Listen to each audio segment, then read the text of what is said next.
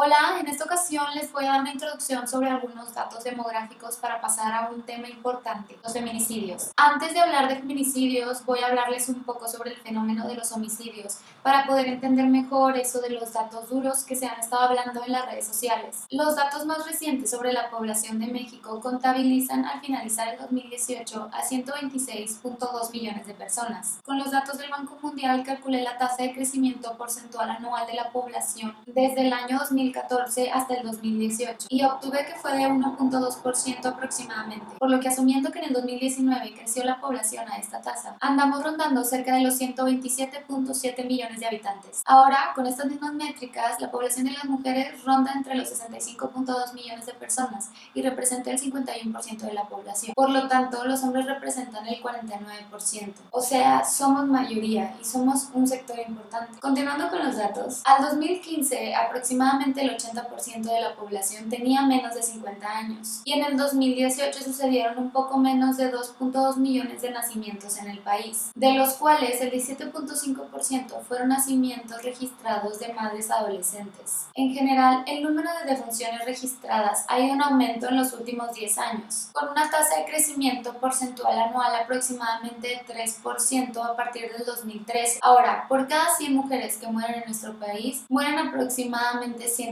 hombres. Ya que tenemos un panorama sobre la población, vamos a hablar de los homicidios. El homicidio intencionado cae dentro del concepto más amplio de muertes violentas. Las muertes violentas se dividen en tres tipos: las relacionadas directamente con guerras o conflictos, las no relacionadas con conflictos y los suicidios. Vamos a dejar de lado los suicidios y las relacionadas con guerra. Entonces, de la categoría que resta surgen otras subcategorías. Dentro de las muertes violentas no relacionadas con conflictos bélicos se encuentra el homicidio intencional, el asesinato en defensa propia, el asesinato en intervenciones legales sin el uso excesivo de la fuerza y el homicidio no intencionado, ya sea por negligencia o no negligencia. En la subcategoría de homicidio intencional hay otras tres subcategorías: los homicidios relacionados con actividades criminales, los homicidios interpersonales y los homicidios sociopolíticos. Los homicidios relacionados con actos criminales están relacionados con crimen organizado y otros actos. Dentro de esta amplia tipología hay dos tipos distintos: homicidios cometidos dentro del contexto de crimen organizado y pandillas callejeras, y homicidios cometidos mientras se realizan otras actividades criminales como robo o agresión sexual. El homicidio cometido durante la perpetración de otros actos criminales convencionales no suele ser el objetivo principal del perpetrador, que es lo que distingue este tipo de asesinatos a los cometidos por cuestiones de crimen organizado. Aunque el objetivo principal de los grupos de crimen organizado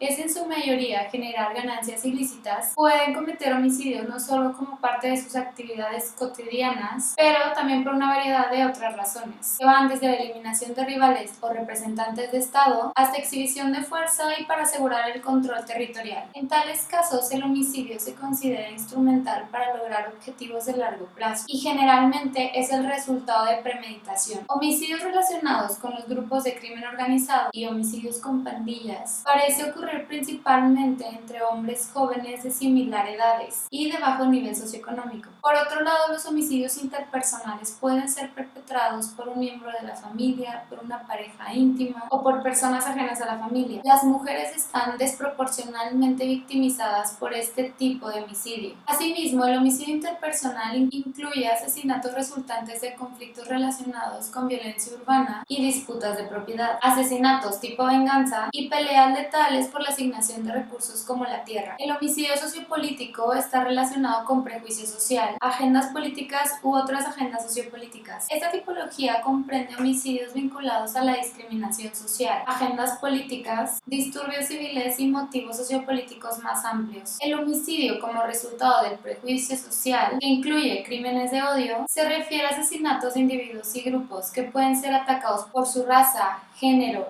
etnia, religión o sexualidad, incluso algunos por brujería. Los homicidios relacionados con la agenda política incluyen asesinatos perpetrados por terroristas, asesinatos de políticos y asesinatos selectivos de periodistas por razones políticas. Los homicidios relacionados con motivos sociopolíticos más amplios incluyen asesinatos ilegales por parte de la policía y asesinatos extrajudiciales, así como asesinatos por conflictos de clase, entre otros. Si bien la tasa global de homicidios masculinos es en general mucho más alta que la tasa de homicidios femeninos, latinos, la distribución de las víctimas por sexo están altamente influenciadas por el tipo de homicidio. Homicidio íntimo de pareja o familia, por ejemplo, victimiza desproporcionadamente a las mujeres, mientras que el homicidio vinculado con crimen organizado o pandillas, por otro lado, es dominado por la violencia de hombre a hombre. En su artículo 325, el Código Penal Federal estipula que un feminicidio es un homicidio por razones de género, lo cual implica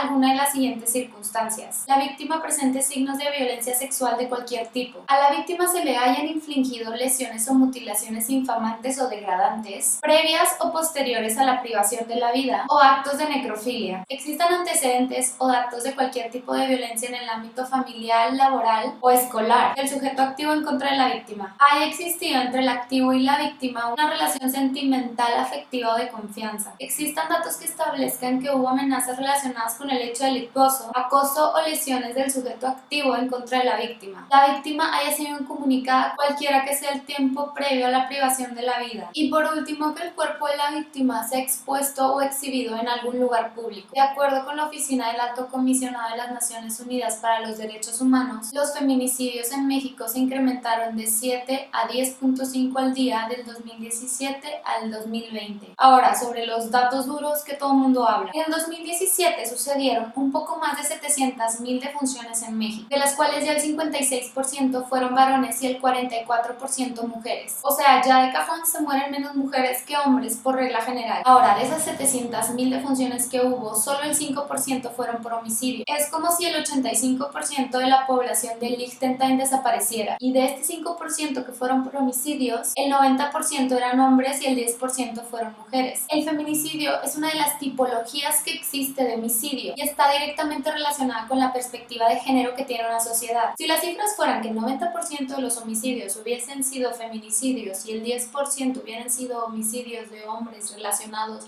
con actividad criminal, la actividad criminal dejaría de ser un problema importante y más aún, dejaría de existir. Es como decir que porque el 84% de la población ya tiene acceso a los servicios de salud, entonces el problema que afecta al otro 16% ya no importa, ya no existe. Las medidas generales como los promedios y los porcentajes tienen mucho ruido adentro. No porque el mexicano promedio tenga la educación primaria y secundaria cursada significa que no existen mexicanos universitarios ni mexicanos que solamente tienen la primaria. Mientras afecte a un sector vulnerable de la población, hay que voltearlo a ver, porque los problemas que tenemos en el sistema no son sencillos. No se puede decir que esto es blanco o negro. Hay que prestarle atención al detalle para poder encontrar una solución factible. Espero que este video haya servido para conocer lo que es un feminicidio y por qué es importante. Gracias por ver el video. Recuerden suscribirse y seguirme en las redes sociales, las cuales pueden encontrar en los botones de mi canal. Bye.